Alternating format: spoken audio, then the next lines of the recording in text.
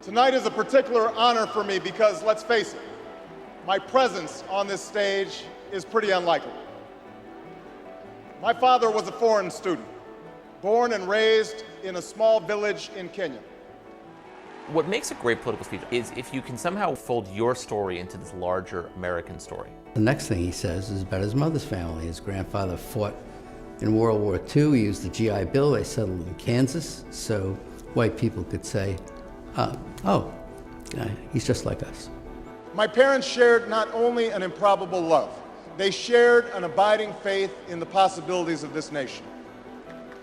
I stand here knowing that my story is part of the larger American story, that I owe a debt to all of those who came before me, and that in no other country on earth is my story even possible. Going into this speech, we've had 4 years of George Bush, and we felt as a country like we've grown further apart. 2004 was very much a divisive partisan race. Obama's speech is in some ways an antidote to that. Alongside our famous individualism, there's another ingredient in the American saga, a belief that we're all connected as one people. If there is a child on the south side of Chicago who can't read, that matters to me even if it's not my child. If there's a senior citizen somewhere who can't pay for their prescription drugs and having to choose between medicine and the rent, that makes my life poorer even if it's not my grandparent.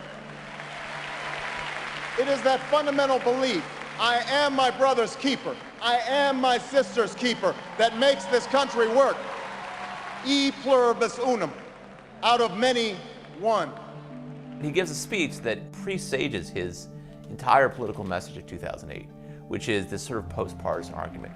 Now, even as we speak, there are those who are preparing to divide us. The spin masters, the negative ad peddlers, who embrace the politics of anything goes. Well, I say to them tonight, there is not a liberal America and a conservative America. There is the United States of America. Obama was born with two great gifts. One is his mind, and the other is his ability to speak to large groups of people. There are three things that Obama does that really makes that speech effective. He wants concrete detail. He likes story, and he loves antithesis, the use of repetition in structure to show contrast. There is not a liberal America or a conservative America. There is one America. There is not a black America and a white America and Latino America and Asian America. There's the United States of America.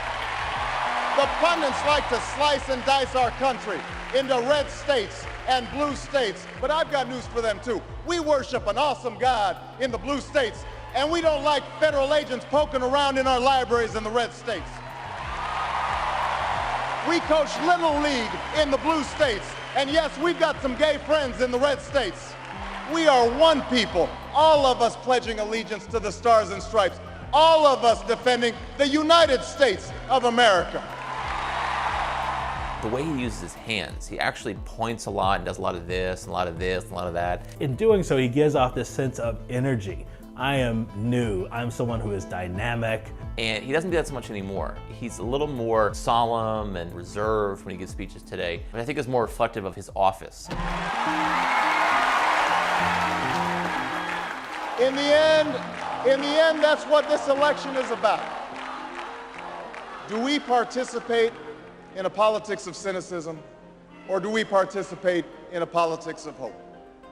It's the hope of slaves sitting around a fire singing freedom songs. The hope of immigrants setting out for distant shores. The hope of a young naval lieutenant bravely patrolling the Mekong Delta. The hope of a mill worker's son who dares to defy the odds. The hope of a skinny kid with a funny name who believes that America has a place for him too. Hope in the face of difficulty. Hope in the face of uncertainty.